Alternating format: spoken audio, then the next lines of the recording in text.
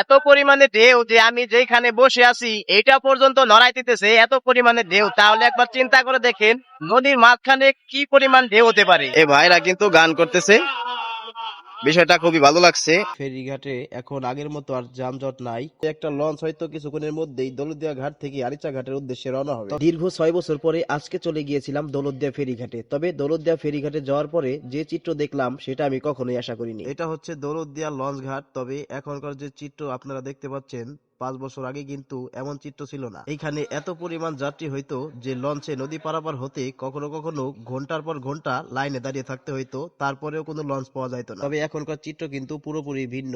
এখন কিন্তু মানুষজন খুবই কম যাতায়াত করে এই রুটে। এখন যেহেতু বর্ষাকাল, তাই নদীতে কিন্তু প্রচুর পরিমাণে ঢেউ এবং প্রচুর পরিমাণে স্রোত। তবে একটা লঞ্চ হয়তো কিছুক্ষণের মধ্যেই দৌলতদিয়া ঘাট থেকে আরিচা ঘাটের উদ্দেশ্যে রওনা হবে। তবে প্ল্যাটফর্ম কিন্তু পুরোটাই ফাঁকা। একটা সময় ঘন্টার পর ঘন্টা শুধুমাত্র লঞ্চের জন্য দাঁড়িয়ে থাকতে হইতো, তবে এখন লঞ্চ কিন্তু যাত্রীর জন্য দাঁড়িয়ে রয়েছে। ফেরির জন্য কিন্তু এই সব গাড়ি দাঁড়িয়ে রয়েছে। তবে ফেরিঘাটে এখন আগের মতো আর যানজট নাই, খুবই কম যানজট এবং খুবই কম সংখ্যক গাড়ি কিন্তু এখান দিয়ে ফেরি পারাপার হয়। তবে এখন আর আগের মতো ততটা অপেক্ষা করতে হয় না যতটা আরো 5 বছর আগে করতে হইতো, কারণ পদ্মা সেতু হয়ে যাওয়ার পর থেকে এই রুটের চাপ কিন্তু অনেকটাই কমে গেছে। এই রুটে শুধুমাত্র ফেরি পারাপার হওয়ার জন্য গাড়িগুলো ঘন্টার পর ঘন্টা, এমনকি সারা দিনও লেগে যাইতো, তারপরেও ফেরি পারাপার হইতে পারতো না। দক্ষিণ এবং পশ্চিমাঞ্চলের প্রধান ভরসা ছিল দৌলতদিয়া ফেরিঘাট। তবে সময়ের সাথে সাথে এখন সেই চিত্র পুরোপুরি পাল্টে গেছে। এখন খুব কম সংখ্যক যানবাহন এই রুটে চলাচল করে, যার কারণে আগের মতো দীর্ঘ সময় ধরে লাইনে দাঁড়িয়ে থাকতে হয় না, যার কারণে যাত্রী এবং যানবাহন চলাচলের ভোগান্তি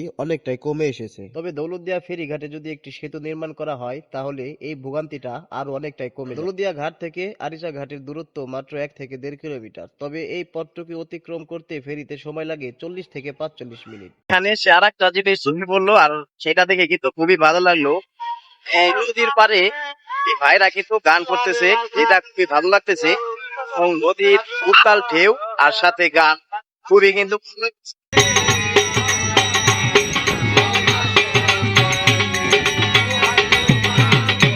এমন একটা প্লেসে আইসা গান শুনতেছি ভাই, সত্যি কথা বলতে মনটা ভরে যাইতেছে, একদমই ভালো লাগতেছে।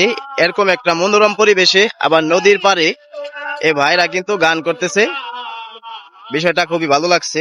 অনেক লোক কিন্তু এই গানগুলো দেখতেছে। যে পরিমাণে বাতাস বইতেছে নদী কিন্তু পুরোটাই উত্তাল, সেই জন্য স্পিড বোট কিন্তু বন্ধ করে দেওয়া হয়েছে। শুধুমাত্র ফেরি আর হচ্ছে লঞ্চ চলাচল করতেছে, তাছাড়া কিছু সবকিছুই বন্ধ করে দেওয়া হয়েছে। আপনাদের যদি দেখানোর চেষ্টা করি তাহলে ভিডিওতে কতটুকু দেখা যাইতেছে আমি জানি না, তবে কি পরিমাণে উত্তাল নদী ভিডিওতে ভালোভাবে দেখা যাইতেছে না, তবে আপনি যদি সামনে থেকে দেখেন তাহলে বুঝতে পারবেন।